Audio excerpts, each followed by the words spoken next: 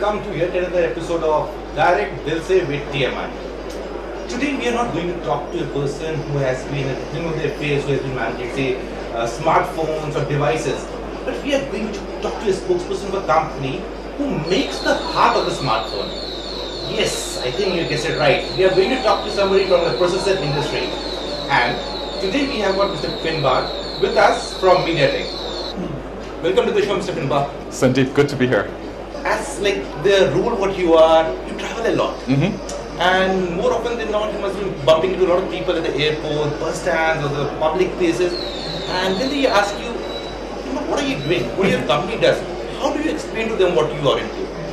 It's pretty easy. So Mediatek is basically the heart of most of the consumer electronic products that we enjoy. So if it's a smartphone, if it's a tablet, even in the home with TVs, set-top boxes, we provide the guts, basically.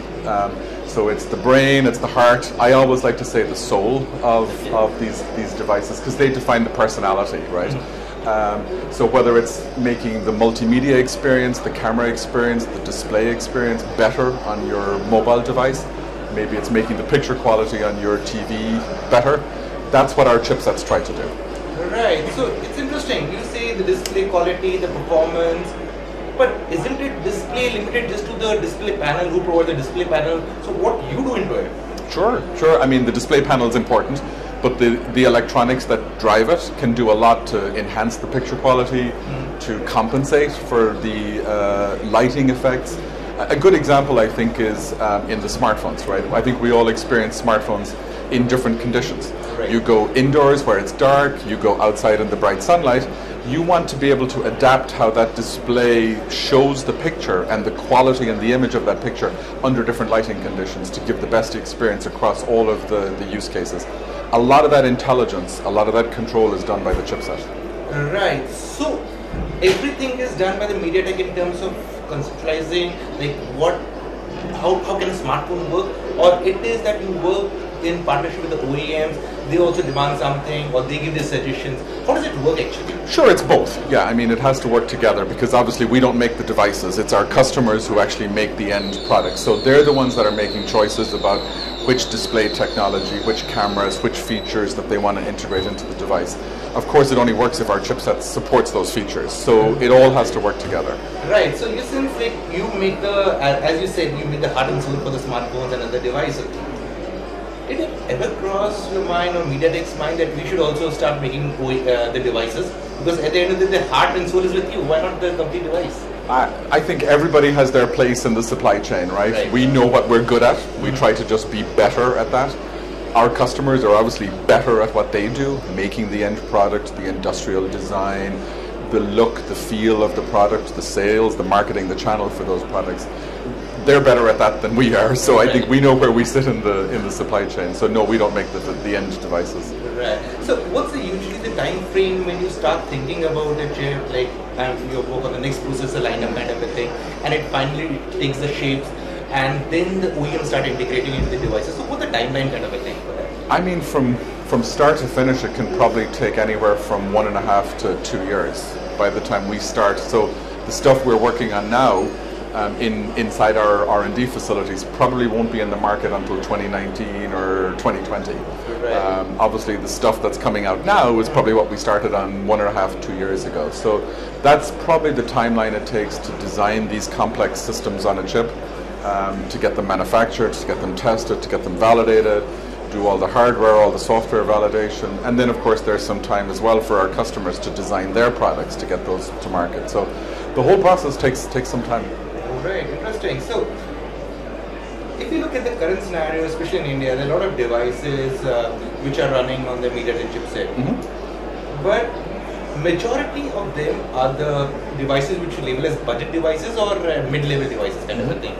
So, why do we see a majority of chipsets of Mediatek being deployed in budget phones? Why not the top end? You know, it's actually very interesting, and it's something that I see every time I come to India, and it's sort of become amplified more and more every time.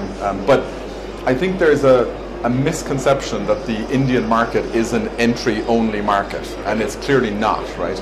And actually what we see in the Indian market is this segment that I think you're referring to, which we now refer to as the new premium.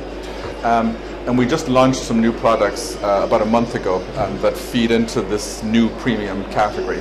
And what we mean by that is we see that the feature gap is beginning to close between the mid-range devices and the flagship high-end devices. Maybe it's because the smartphone industry is like 10 years now, and we're reaching a certain maturity. But the year-over-year improvement in the features is sort of incremental, I think. And we see what the mid-range devices are doing is really closing that gap. Maybe not completely, but when it measured in user experience, that gap is becoming harder and harder to really measure or really define. That we see as a very exciting part of the market, this new premium category. So we've just launched some new products from our Helio P line, the Helio P23, that really feeds into that, right? So it'll have really good performance, big focus on dual camera, and lots of really high-end camera features that we've pulled from our higher-end products into this category. Octa-core performance, 4K display, 4K video, nice displays. And another feature which we've added to that, and also to our entry products, is the capability to support dual 4G VoLTE calls. So dual SIM, I think, dual SIM is very important for the Indian consumer, as you know. And what we've seen now is with all of the operators rolling out 4G LTE, with VoLTE becoming more common mainstream in India, people are starting to experience the higher call quality of a VoLTE voice call. We think they should enjoy that on both SIMs of the dual SIM experience. There's no reason that the second SIM shouldn't also enjoy the 4G VoLTE high call quality. So all the platforms will support that. But back to your question, I think we've obviously had a lot of success in India and the market share. I think there's opportunity to do more in that new premium category, and we're excited to have some products that are coming out that we think will target that segment. Right. Then how do you explain this development? If you look at your two long-term partners, Micromax has been a long-time partner with you. Xiaomi has also been working with you on some occasions. Whenever they move up the ladder, they came out with a device which was, say, reaching the 20,000 mark. The first, apart from naming the model which they're going to launch, the second thing they used to say that now we are going with the Qualcomm chipset. So how do you explain that thing? Because you have been partners with them for a long time. So why they were not using their chipset when they are moving up the ladder? Sure. I mean, I think there's always competition in this business, right? And I think Qualcomm and Mediatek obviously split a lot of the volume, a lot of the share in this market. I think we have our advantages and our strengths. They have theirs as well. We, I think, are continuing to focus on products that really can deliver in that tier, in that new premium tier.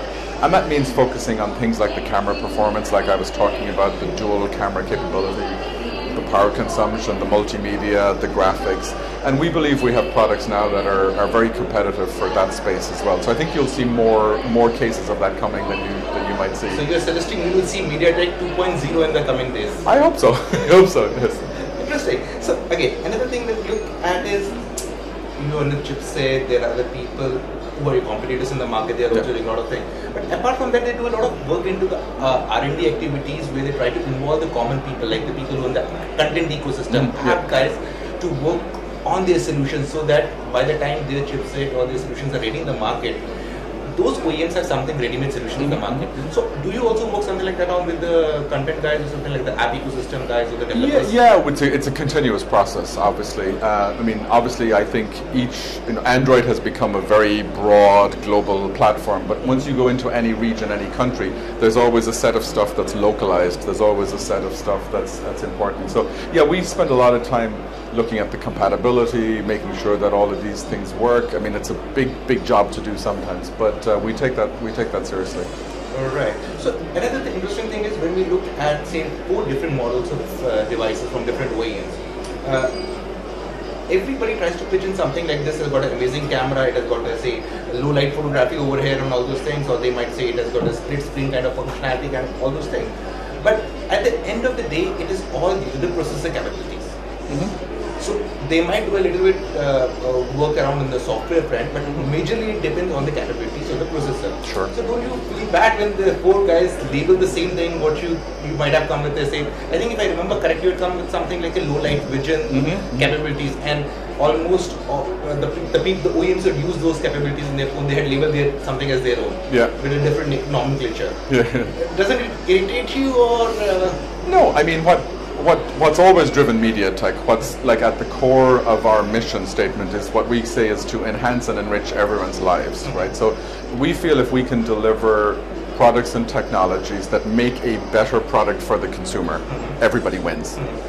How that gets labeled, how that gets marketed, that's secondary, I think. Right. I think the key is that obviously we have our way of trying to message the capabilities, message the technology, and very often what you find in these platforms is there's a very rich array of capabilities built into the platforms, right? So whether it's camera features, whether it's audio features, whether it's display features, power management features, etc.